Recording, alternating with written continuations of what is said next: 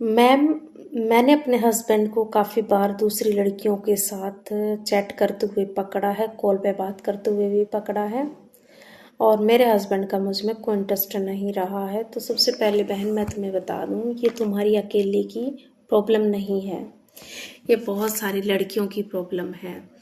जैसे वो नई नवेली होती हैं तो 2-3 साल उनके हस्बैंड उनमें इंटरेस्ट दिखाते हैं, फिर उनका इंटरेस्ट कम हो जाता है तो वो पराई लड़कियों में, पराई औरतों में इंटरेस्ट दिखाते हैं, उनके साथ चैट करते हैं, रिलेशन बनाते हैं, रिलेशनशिप चलती है उनकी, या फिर फ्लर्ट करते हैं। तो मैं तुम्हें बता देती हूँ, सबसे पहले तुम अपने अंदर देखो तुम्हारे अंदर क्या कमी आ गई है। या तो तुम सारा दिन एक मैक्सी में निकाल देती हो, खुद को सजाती नहीं हो, संवारती नहीं हो, खुद पे फोकस नहीं करती हो, फैटी हो गई हो, मोटी हो गई हो।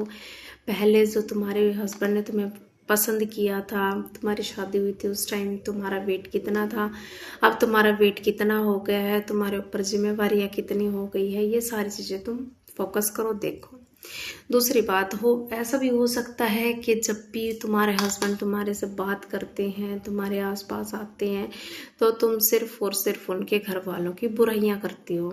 सबसे पहले तो तुम, जो तुम्हारा प्राइवेट टाइम होता है हस्बैंड वाइफ का, उसमें उनके घर वालों की बुराइयां करने की बजाय तुम्हें उनके बारे में अच्छी अच्छी बातें करनी है। अच्छी अच्छी बातें इट मीन्स उनका इंटरेस्ट या पहले जो तुम बातें करते थे वो वाली बातें करनी है, ठीक है। अगर तुम उसकी माँ की बुराइयां करती रहोगी पूरी पूरी रात, पूरे पूरे टाइम, उसके भाइयों की बुराई करोगी, उसके पापा की बुराई करोगी, उसकी बहन की बुराई करोगी, तो वो बर्दाश्त ही नहीं करेगा। वो ये सोचेगा इसका तो यही काम है, इसको तो बुराई करने से ही मतलब है। तो आपको इस चीज़ पे फोकस नहीं करना है कि आप सारे झगड़े लेके बैठे रहो उसके पास। तुम्हें ये कहानी नहीं लेके बैठनी है कि फलाने की बहू ने इसके साथ लड़ाई कर ली, फलाने की लड़की का इसके साथ रिलेशन है। नहीं, किसी के भी बारे में बात मत करो, अपने बारे में बात करो। सबसे पहले खुद पे फोकस करो, खुद पे ध्यान दो। हो सकता है तुम्हारा वेट बढ़ गया हो, या तुम अट्रैक्टिव नहीं लगती हो, या तुम मेकअप करके नहीं रहती हो, सारा दिन मैक्सी में रहती हो, या तुम अच्छे कपड़े नहीं पहनती हो। अलमारी खोल के देखोगी तो तुम्हारे पास 30 से 40 ड्रेस जैसी होंगी जो न्यू होंगी, या टोटल ही 30-40 ड्रेस होगी तुम्हारे पास। तो तुमने रोज़ बदल बदल के कपड़े पहनने हैं। काफ़ी लड़कियां ऐसी होती हैं शादी के बाद इतना आलसी हो जाती हैं कि 2-2 दिन तक नहाती नहीं है, उन्हीं कपड़ों को पहन के रखती है। तो तुम्हें ऐसा नहीं करना है, डेली नहाना है, डेली मेकअप करना है और डेली खुद को रेडी करना है, ताकि तुम्हारे हस्बैंड आए तो उनका अट्रैक्शन, उनका ध्यान तुम्हारे ऊपर ही जाए, सबसे पहली बात। दूसरी बात, अगर आप फैटी हो गए हो बच्चे होने के बाद, आप अपना फिगर मेंटेन नहीं कर रहे हो, तो आपने फैट को हटाना है।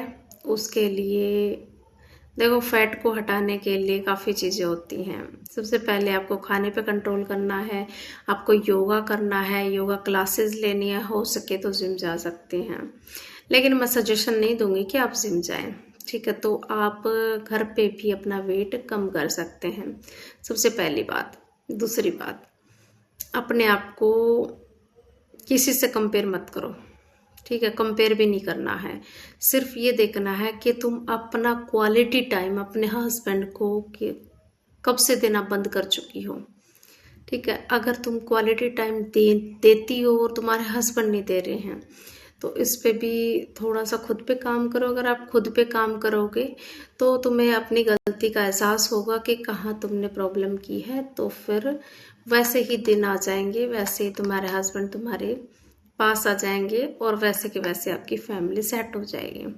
अगर आपने छोटी छोटी गलतियां अपनी या तो नोट कर लो, या तो फ़ोन के नोट पैड में लिख लो, या आप अपने कॉपी बनाएं, उसमें लिखें कि आज आपने ये गलती की थी, इस वजह से आपका और आपके हस्बैंड का झगड़ा हुआ, या जो भी बात है, आपने उस चीज़ पे फोकस करना है, ठीक है, तो उसके ऊपर काम करना है और लड़ाई झगड़े को ख़त्म कर देना है।